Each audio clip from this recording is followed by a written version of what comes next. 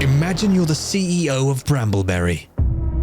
I'm Anne-Marie. I'm Anne-Marie. I'm Anne-Marie from Brambleberry. I'm the CEO and founder of Brambleberry.com, a company that sells soap making supply. Driven by the love of the craft, you don't just provide the ingredients to make soap, candles, and cosmetics.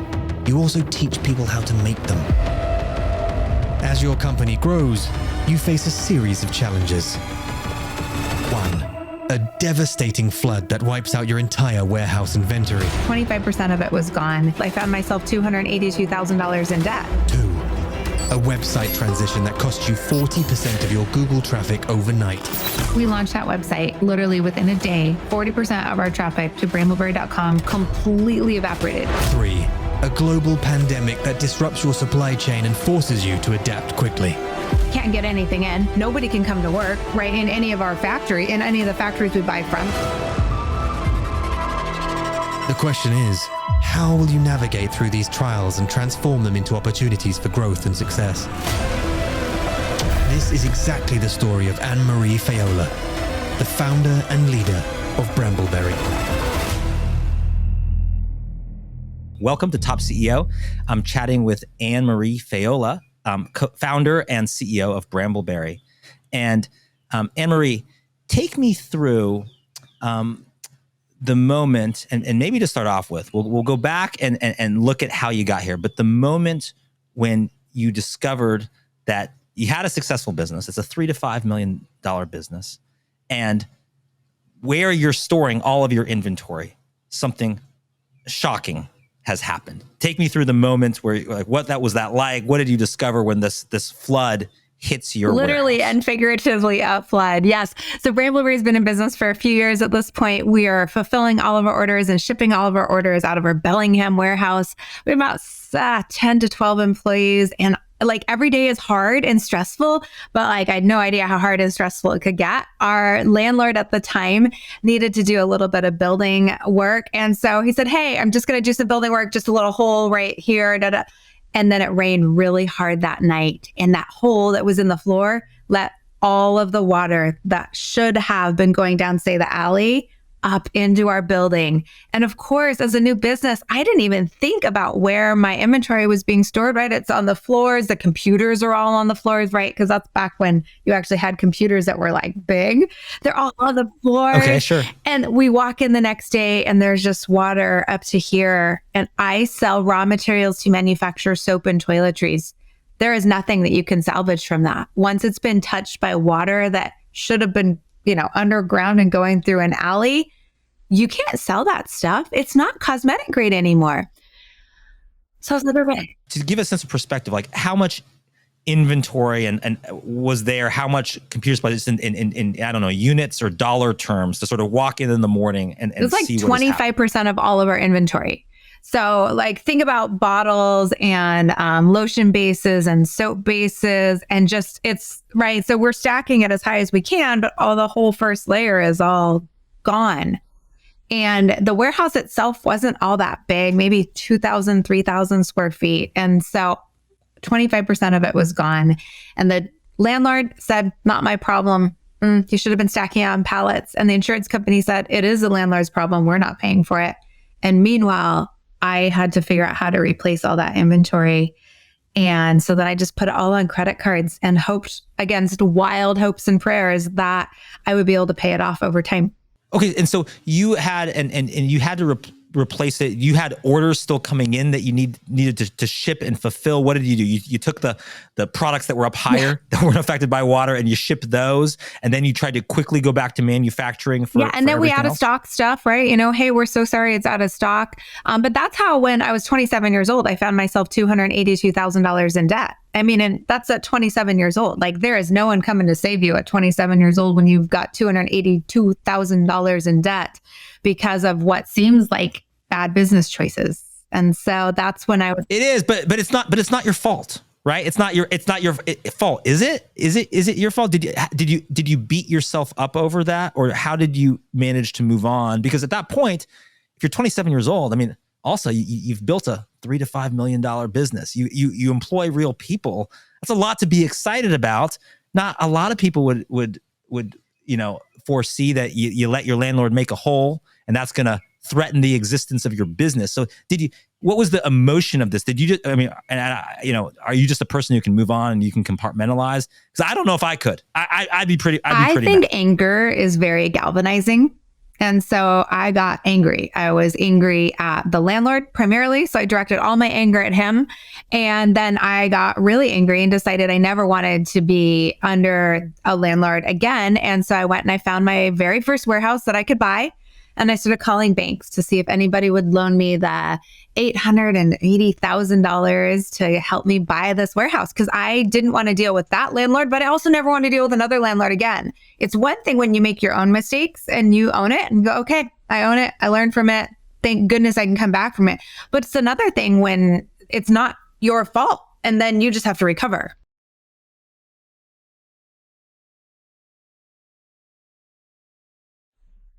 Okay.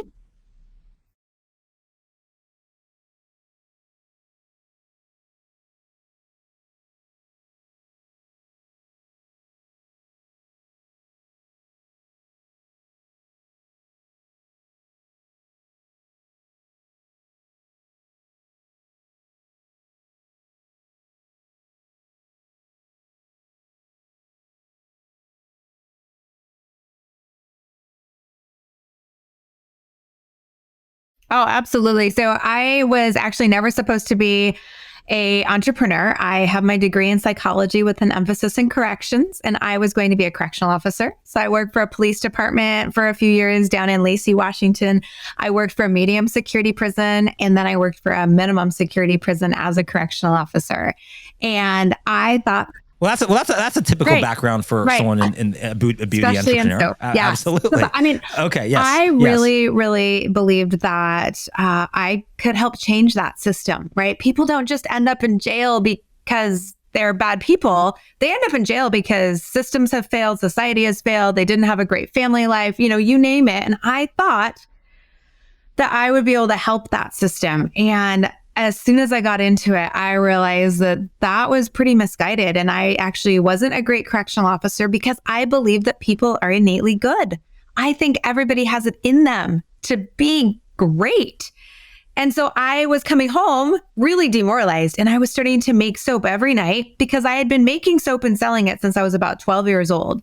I started making... And how old are you at this point? Oh, at that point, I'm like 18, 19-ish. And I am because I got my 4-year degree at 17. I kind of went through school pretty fast. So I got my degree from a small liberal arts college in Washington State when I was 17.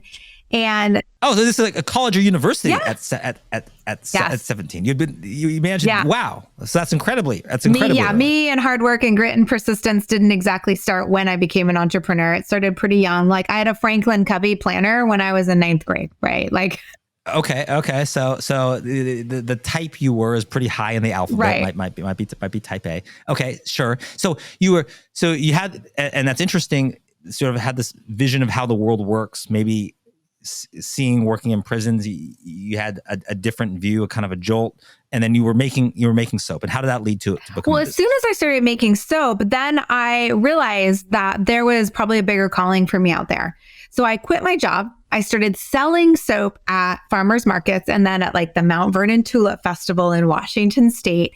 And the very first weekend, I sold $1,500 worth of soap and it was cash, right? It's just all cash. You're taking cash in, which cash is pretty nice to get. And then I realized, you know what? I can help other women or men quit their jobs that they don't love, and I can teach them how to make soap. That's what I can do. I can teach everyone to be creative because everyone's creative. They just need someone to teach them. So I put $15,000 on a credit card and ordered like 10 different SKUs, so 10 different supplies, and started with 5 fragrances, 2 soap bases, and 3 soap molds, and coded my very first website, coded the next couple actually, and started trying to get orders online. And that was back when the internet was in its infancy. Amazon was losing 25 cents on every dollar that they sold. And so it was just the Wild West. And so then I just built it 1 order at a time. And what do you credit to sort of get past those initial hurdles? Was it just determination and this sense of a purpose? It sounds like you were, even though your focus was on selling materials so people could make soap. You had a greater purpose to kind of empower entrepreneurs. What was it that was sort of powering this? Or is it sometimes it's, you don't know what you don't know, and that's good, right? You don't know all the million ways you could fail. And so you just don't worry about it. You just go. What was it that kind of got you through all of those times and just let you scale the business? What's interesting is I always wanted, I got into corrections so I could help people.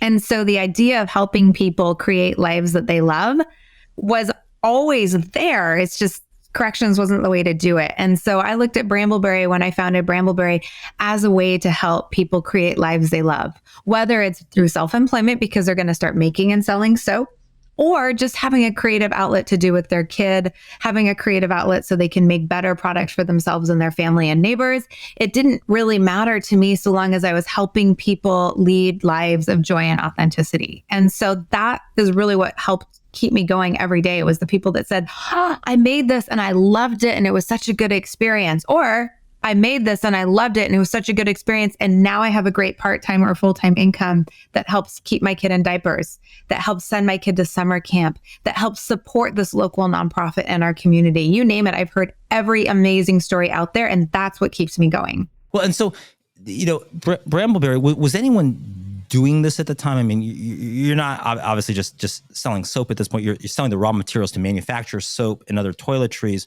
Was it just wide open space, or were there other people doing it? What was your kind of competitive dynamics? Absolutely. There was other, or were you for sure. Yeah. That? There was other people that had the same idea as me, which makes a lot of sense, right? Like I'm not the only person out there making soap going, you buy coconut oil. How do you make soap, right? So there was other competitors that I had. I call them fellow vendors. But very quickly on, the way Brambleberry differentiated itself was that I have a huge passion for teaching. I love to teach. I love to explain. And I honed that into like a very bizarre talent, which is I can make stuff with my hands and talk the whole time. And it's such a weird, bizarre talent. Okay, so you're like the people on like the Food Network where you see like, I don't know, you see like Rachel Ray, and she could have a whole, like give a whole monologue and speech and be doing things. You can chew gum and pat your head or tummy or whatever it is at the same time. Absolutely. And so early on, Brambleberry really distanced itself from the fellow vendors / competitors by being the truth and knowledge for the industry. We were the source of truth and knowledge for the industry, this trusted source of truth and knowledge. And so I was writing blog posts. I was helping out in chat rooms. We started soapqueen.tv very early on, which is our YouTube channel that has over 40 million views on it now of people watching me teach them how to make soap. And so we started doing that very early on, realizing that nobody really like gets up in the morning and looks at their shower and thinks, how did this bar of soap get here? I wonder if I could make it myself, right? Like you just don't. So when people are searching for that, we want to be the ones that come up and we want to be the ones that teach you how to make soap. So to get back to kind of like sort of this pivotal moment in the existence of the company, you have this this flood. You've wiped out 25% of your inventory. It causes you to go a couple $100,000 in debt. Did you at any point, did you even consider like, I've got to rethink this, or I've got to do this a different way, or can I continue? Did that enter your mind at that point? Or no, I know you were mad. Did you just get mad and work harder to prove, your dumb landlord wrong? I can see it, right? Like I could see the path, and I can see the path now. Interestingly enough, we're in another really weird kind of, I don't want to call it a doldrum, but we're in a weird time right now with the way the economy is and the supply chain and the labor market. So we're in a weird time right now too. I can see the path. I know exactly why I do what I do every day. That's to inspire creativity and help people lead their best lives, no matter how they're doing it. And so I can feel it. I could feel it back then, and I can feel it now. Okay, and so you could feel that there was a purpose in this. You could see what the company would become, and you then had enough because of that sort of vision or that sort of intrinsic feel for it, that you felt this was a temporary bump in the road, though a major bump, not a death sentence for the company. I didn't think it was a death sentence for the company because I at the time was still selling soap on the weekends, right? So the way that Brambleberry got started is that I would make soap every evening, And then I would do Brambleberry kind of from 9 to 5 during the day. And then I would make soap. And then every weekend when there was a craft show, which is about 7 months out of the year, I would drive to the craft show and I would sell soap on the weekends, sleep in my car usually because there was never any money to actually pay for a hotel. And then I would drive back on either Sunday night or Monday morning, do Brambleberry and do that all over again. And so I always knew that I could take care of myself. But at that point, there was employees to worry about, right? I have to make sure that they have a plan. And so I could do my back of napkin calculations and say, okay, I just need to sell this much every single day, and then I can afford to pay my employees. Okay, so you're saying, okay, and maybe, people at whatever industry, and they tend to like calculate it in terms of whatever unit you have in that industry. You're like, it's just X number of bars of soap. Absolutely, so yeah. X number of bars of soap, that's enough to cover one employee, and then I multiply that, and can I go to enough festivals? Were there other sacrifices you had to make in the sort of the growth of Bramble? What else did you have to do? I don't know at what point, just like make ends meet, make payroll, save money. What else were the kind of things? Well, in addition to obviously maxing out every single credit card I had, I didn't go out to eat for 7 years, not once, never went out to eat at a restaurant, not once in 7 years, unless my parents were paying for it. And my parents were pretty horrified still that I was an entrepreneur at the time. Okay. Like there was 3 Christmases in a row that I didn't have heat because I couldn't afford heat for most of all those 3 years. I had a fixer-upper house that when you pushed on the walls, you could see the floor, you could see like the ground outside. So there was a lot of things that I didn't have that were like creature comforts, but I had this big passion. Like I knew what I was doing was really valuable for people. People would write me and tell me it made a difference in their lives. And just one of those a week was enough to keep me going. And also I didn't really know any different. Like, it's not like I'd been comfortable before and I got uncomfortable. I hadn't ever been comfortable. Well, and and it's interesting hearing you talk about that and how passionate you were and how that was a driving force, because I think sometimes when I talk to a lot of entrepreneurs, there's a school of thought that says, okay, for whatever your business is going to be like, look out there and look at the market. Find a gap in the market, find some white space, find some things that you have a unique, maybe unfair advantage to go exploit, and then go, exploit that, leverage that, take advantage of that, whether you're passionate about it or not. It's just an opportunity.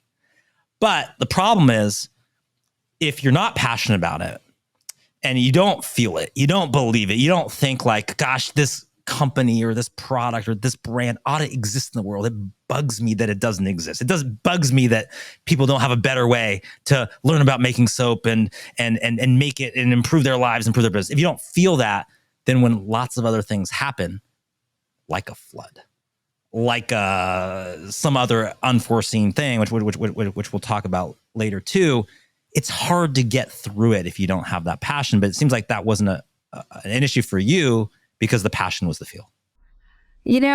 I always had that bigger why, right? I believe my mission in life is to help people live their full lives with joy and creativity. And so, yeah, I had that passion. And there's lots of things that I might, like, people tell me to do all the time. Well, why don't you just do this, right? Like, why don't you just make soap and sell it to Whole Foods instead of like selling all these raw materials and teaching people how to make soap? And right now, it's just not my passion. My passion is teaching people how to make soaps and candles and lotions and skincare and that kind of thing, and then selling the ingredients to do that. It's right now, it's not having a mass-produced line of products in Sephora. So I hear it all the time, like, why don't you just do this? Why don't you just do this? I see. Well, and take me through. So after after the flood, you invest in having your own warehouse. I think as you've told the story that you go through, I think it was 13 lenders who say, no, we're not going to give you the $800 and something odd $1,000 to buy the warehouse. But the 14th says yes. So you do that, you get that done.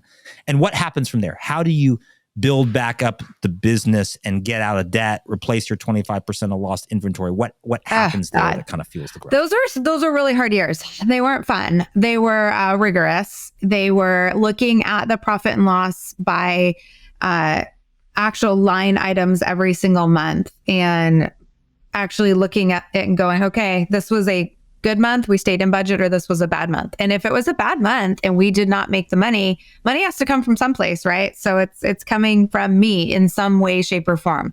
Either I am loaning the company money or I'm just not taking a paycheck. So I didn't take a paycheck for the first 7 years. And then it was the summers I wouldn't take a paycheck. But then the president of the company, who joined Brambleberry not long after we were founded, he started not taking a paycheck in the summer too. And so he really believed in what we were doing. And so we both wouldn't take paychecks in the summer. And that's how we made it through every summer. And I think there's some other, Amber, who is still with us today doing product development. I think she also didn't take paychecks in the summer. Like I had team members that really believed in what we were doing. They saw the bigger why. And so they also sacrificed. And so I am so grateful to them for, one, believing in me, right? Like, what did I know what I was doing? And two, also believing the cause enough that they would also sacrifice. They would also save up their money. And what started turning then the corner then of you're sort of making strategic sacrifices here and there. You're setting a vision that other key people are agreeing to make sacrifices to. The business grows and the business scales. What causes that at that point? What allows you to kind of turn the corner, at least into the next challenge? Sure. Well, I mean, the internet helps, right? Like the internet gets better. And like when I first started, like Stripe did not exist and like Google didn't even really have much of a search engine. There was like no way to get your information out. And so now it's as easy as like you can set up a web page and get credit card processing in a day, right? Like the internet has really blown up. And so, okay, so suddenly all these things that you were a bit ahead of your time, you're trying to sell direct to people, you have a fulfillment business, but technology is advancing, tools are advancing, things are getting connected. And in particular, you mentioned you mentioned something else implicitly, which is that all your love of teaching and instructing actually starts to get rewarded by search engines. Because search engines like content, and content that people like, search engines like, and that starts propelling the business then, right? So the internet, and I imagine SEO traffic from this thought leadership you're doing in soap making and content you're creating starts propelling you and allow you to get more customers. Absolutely. The thought leadership was a really big deal there. And I've written 3 books on how to make soap. They're the 3 best-selling books in soap making in the world, which is really great and cool. Story Publishing, which is now Hachette Books, published all 3 of them. And so that helped also. But yeah, I wrote this blog called the Soap Queen blog, which we've now transitioned over onto the brambleberry.com page instead of being on a separate page. But I wrote the Soap Queen blog for 15 years, giving free content away, right? Like I would teach you how to make soap. You didn't have to buy from me and you could still learn it all. And eventually people buy from people they like, but people buy from people they trust. Well, and it's funny you say that because, in a prior career, I was an author. I wrote a number of books, kind of an education, personal finance space. And sometimes you'd meet other authors or you'd meet people in publishing and they'd say, well, here, want to know the secret of this? Want to know the secret of, in my case, it's how to win college scholarships. In your case, it's how to make soap. And they'd say, and then they'd stop and they'd say, you know what? Read my book. Go to my book. Get my product. Do that. And I never understood that because to me, it was the opposite, which was like, okay, I'm going to be as helpful as I possibly can. I'm going to tell everything I know. I'm going to do that. And if I do that, one, they might tell someone else and say, hey, this guy really knows what his stuff. You should check it out. But 2, they say, wow, if I chatted with him for 20 minutes, I learned this. Imagine if I got his book. Imagine if I got this. Imagine how much I got so much value, just for this without even paying anything. Imagine what I do. And people never thought like that. That was like a formula. It's like, no, hold it back so you can sell it. And I always did the opposite. And it sounds like you did the same. I did the same. Yeah. And of course that was great because now everybody's giving everything away for free. And so that was truly cutting edge. And that was before that was happening. But now you can find out, if I want to learn how to make ravioli right now, I can find 100 videos on that. Like you can find everything about anything right now. Sure. Well, and then as the business is growing, it's being driven by this content engine you had. You're ranking higher in Google and search engines. All this is happening. But there's another challenge on the horizon. And that involves not too long ago, I think about 4 years now, where you transition your website platform. And that's critical because that's your storefront, right? If you don't have physical stores, this is everything. And you have a situation where it's almost like, and pardon the metaphor, but in a digital sense, you almost have another flood. What happened? What happens with your website? Why were you changing platforms? What disruption did that cause that you kind of had to problem solve all over again? One of the interesting things about Brambleberry is we sell the raw materials to service a lot of different products. If you want to make skincare, we've got everything you need. If you want to make solid shampoo bars, we have everything you need. If you want to make blush because you think that your blush formulation is the best ever, we have everything you need. Because of that, we have about 1,800 products that we can sell in between 5 and 8 different SKU variants. So imagine this insane product catalog of what's essentially pretty cool chemicals, but useful chemicals. And so like a website like Shopify, it's awesome for a startup, not so awesome if you're running a pretty complicated business with multiple warehouses and multiple SKUs that go into multiple sizes, that could go into different kits, but then also get into manufacturing and all this stuff. So we went out in search of a real platform, a real shopping cart that would let us grow. Because I've always wanted to grow the company. I want to be a $100 million company and really employ lots of people all over the United States and help bring this concept of making your own DIY cleaning products, shampoo, skincare, all of that to the masses. And so I said, okay, what's going to take me there? So I found a shopping cart platform, Salesforce. It's a commerce cloud platform, and went, okay, that's way more than I need right now, but it's not way more than what I'm going to need in the future. So we spent 2 years and I paid a lot of money for a variety of different experts to go in and build me a new website based on this shopping cart, which is like the engine that is underneath the hood. And on February 14th, about 4 years ago, we launched that website. And actually 5 years ago, February 14th, 2018, we launched that website. And literally within a day, all of our Google traffic evaporated. 40% of our traffic to brambleberry.com completely evaporated. And it was immediate. It wasn't even immediate. Like a gradual, slow, it was like, boom, it's gone. Gone.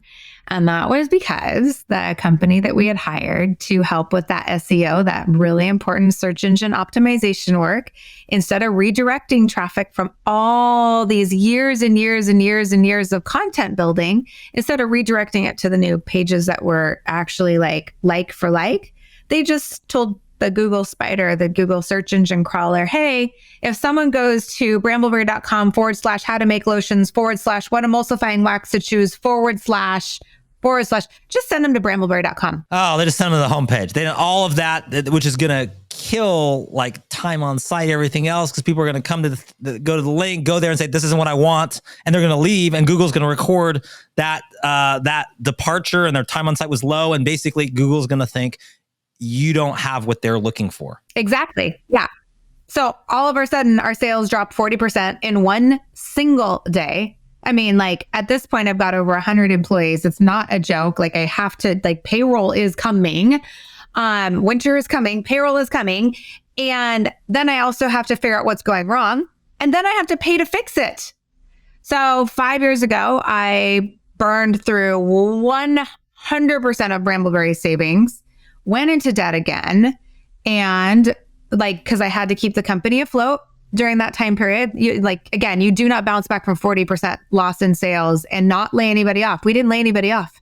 We kept everybody, even though nobody was busy. And then we still have the same amount of SEO work to do. It's not like anybody cares that Google has dropped all your rankings.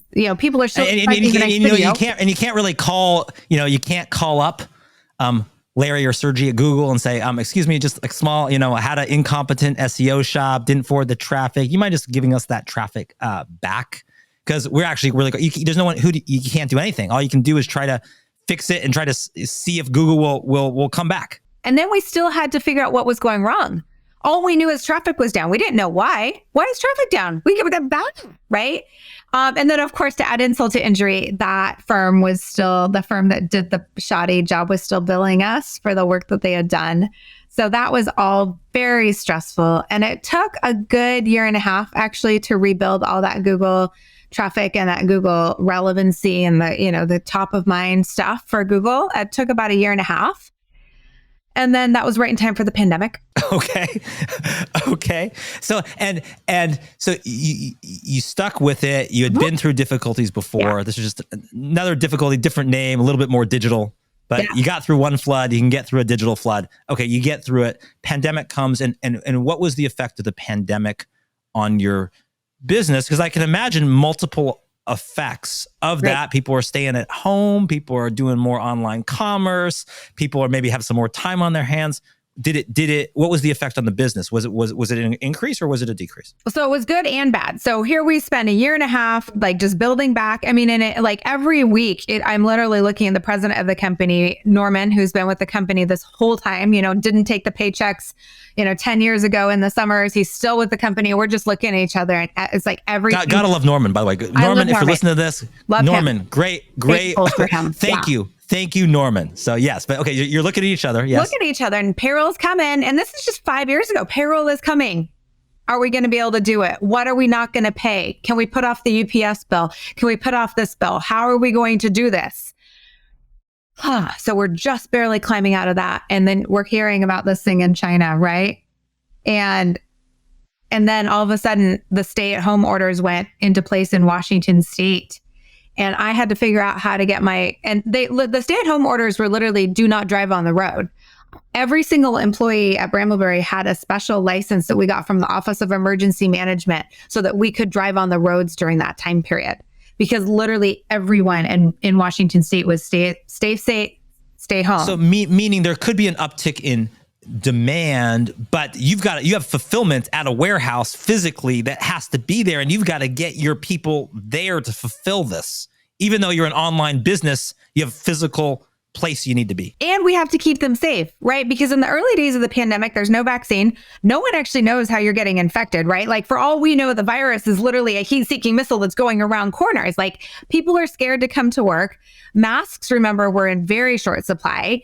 And they thought that distance, greater physical distance with people was actually the real thing. So we were literally making people work 24 hours a day, 7 days a week, so we could have half the amount of people working at any given time, which meant, of course, we're highly inefficient because our warehouse is optimized to work at between 42 and 48 people at any given time.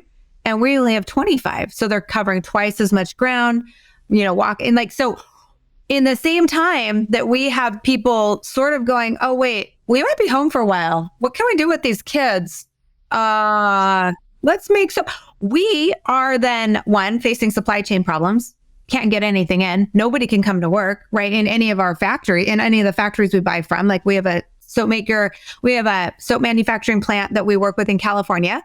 And California also was under stay home, stay safe orders, and they didn't manage to make it in. So like we have supply chain problems. We can't get anybody into work to start with. People are scared if they do come to work. And then if they do come to work, it's inefficient. We just chipped away at it. We made it through that time period. That was really stressful and that was really hard.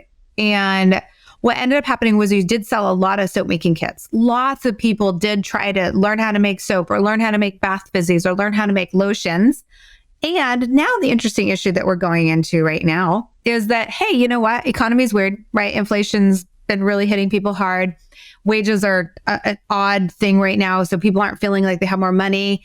But if they do have money, you know what they're doing?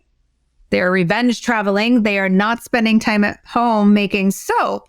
So now we have a different opposite problem. We can get people to work. Supply chains are starting to kind of unravel. People know how to kind of live and work with COVID now, but people are really excited to be outside and traveling. So we have a whole different issue now. So it's, every day, new challenge when you're a self-employed person. Okay. Well, there you go. And a remarkable business as well, because yes, there's another challenge coming, but look at how far you've come. So in terms of the business itself, I mean, you do about $25 to $30 million in revenue. Mm-hmm. Yeah. 25 to $30 million in revenue. You have, how many people do you employ? We're anywhere between 100 to 145 at any given time. It really just depends on the time of year and the mix of products that people are buying. Because obviously, like at Christmas time, people are buying a lot of gifts. So they're buying lots of kits, right? We're getting corporations that are gifting kits and that kind of thing. And the labor for that takes a lot more. I see. So it fluctuates, but 100 to about 150 people depend on you for their livelihood. You're a leader in the field. You're going to top a lot of Google rankings of things like that. You're a thought leader as well. So you've come all this way. It's a remarkable story, and yet you still have the next challenge. It's still coming. You don't ever really get complacent, or you don't ever. Do you ever kick back? Do you ever get to kick back, Anne-Marie, and just sort of be like, put your feet up and be like, I made it. I'm going to enjoy it now. I did that. Or is it just the next challenge and now people are revenge traveling and you've got to, find a way to show more people the joy of making your own soap, and you just do it? I just do it. Like with one of my children, I was back at work within 3 days. The other one was back at work within 5 days, and brought her to work every single day while she was a baby.